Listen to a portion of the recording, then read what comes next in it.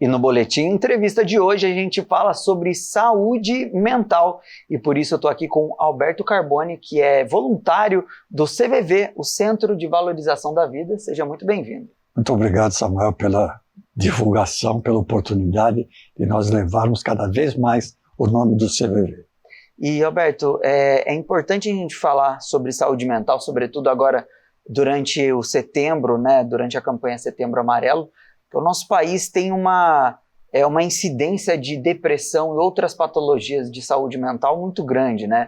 Dados do Ministério da Saúde apontam que cerca de 15% da população brasileira pode desenvolver depressão ao longo da vida. E isso é bastante preocupante, né? Quando a gente eleva a níveis altos essa saúde mental, né, essa saúde mental prejudicada, existe o risco, né, do suicídio. Acho que a primeira coisa a gente a conversar é possível identificar os sinais de uma pessoa que está nesse extremo, né, está prestes, né, ou pode atentar contra a própria vida? Samuel, importante pergunta, porque tem pessoas que dão sinais, mas a grande maioria não dá sinal nenhum. Então, existem algumas frases que as pessoas começam a prestar atenção na pessoa ao lado com ideação suicida. Então, por exemplo, ele vai falar assim: qualquer dia eu acabo com tudo isso tudo é injusto. Mas a grande maioria, tá, a massacrante maioria das pessoas com ideação suicida não dão sinais nenhum. Tá? E é importante a gente falar isso, porque, especialmente se alguém estiver assistindo a gente e teve uma pessoa da família que tenha atentado contra a própria vida, o que é que vai acontecer? O Alberto falou que ela dá sinais, e o meu irmão que se suicidou deu sinais. Aí, além do luto, vai ter o remorso. Né? Então, não há sinais, não. A pessoa ela pode acabar dando sinais, mas às vezes é silencioso. Sim. Né? Assim, a gente sempre tem a intenção de ajudar, né, com o CVV ou as pessoas da família, mas é difícil identificar. Tem alguma faixa etária ou alguma patologia que pode ser mais recorrente para levar as pessoas a cometer esse ato? Nós temos 3 faixas etárias que são as nossas preocupações. Adolescente, porque no Brasil é o 3º motivo de morte de adolescentes, só perdendo para trânsito, acidente de trânsito e para homicídio. O 3º é suicídio. E também agora a gente está preocupadíssimo com 2 outras faixas etárias, que são os idosos e crianças de 10 a 14 anos. Tá? Você pode até achar absurdo, mas é verdade, existem crianças de 10 anos que suicidam-se. Então, essas faixas etárias são que a família precisa ficar bastante atento, né? Principalmente se estão desenvolvendo, né, depressão, ansiedade ou qualquer outra patologia da saúde mental.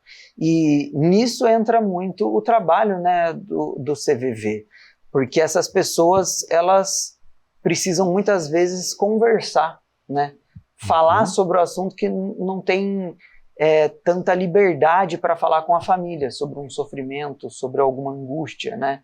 Como que funciona o trabalho do CVV e como procurar, como buscar essa ajuda? Tá. Deixa eu começar pela segunda pergunta. O telefone de contato no CVV é 188. Esse 188, ele é nacional. Então, por exemplo, se alguém de São José dos Campos ligar para o 188, vai ser atendido por Mato Grosso, Minas Gerais, Rio Grande do Sul, Rio Grande do Norte, e assim sucessivamente. Então, como é que funciona o atendimento? A pessoa, quando ligou para o CVV, ela já está cansada de escutar conselhos. Porque, sabe, existe essa obrigação de você falar um problema para mim, e eu já senti na obrigação de resolver o problema para você. Não é isso que a pessoa quer. A pessoa quer ser ouvida. Isso é muito importante. E é isso que o CVV faz. É claro que ela não fica quieta. Há um diálogo empático com relação à pessoa que está nos ligando, Mas o CVV não vai resolver o problema dela. O CVV vai permitir que ela, como diziam os nossos antepassados, desanuvie a cabeça e ela possa pensar e ver a luzinha no final do túnel. Mas é ela que vai achar essa luz no final do túnel.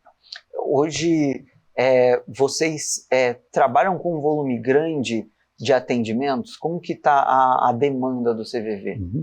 Muito bem lembrado, Samuel, que isso dá a oportunidade de nós falarmos e alertarmos para o grande problema que nós temos como cidadãos nas mãos. Tá? Para você ter uma ideia, no ano passado, 2022, nós tivemos 8.000 ligações por dia. Eu vou repetir, Samuel. 8.000 ligações por dia, que deu mais ou menos uma média de 3.500.000 ligações. Ligações não é bem o termo, né? São atendimentos, porque a gente tem a ligação no 188, nós temos o chat e nós temos o e-mail, que são acessados pelo site cvv.org.br. Então, isso é um problema de saúde pública. Né? Então, vamos fazer uma conta até aqui primária. Né? Desses 8.000 ligações, atendimentos, vamos supor que tem pessoas que ligam para desabafar, para conversar, que não estão com ideação suicida ainda. Tá? Mas vamos colocar que 1% dessas pessoas estejam com ideação suicida. 0,5%. São 40 pessoas que estão pedindo ajuda.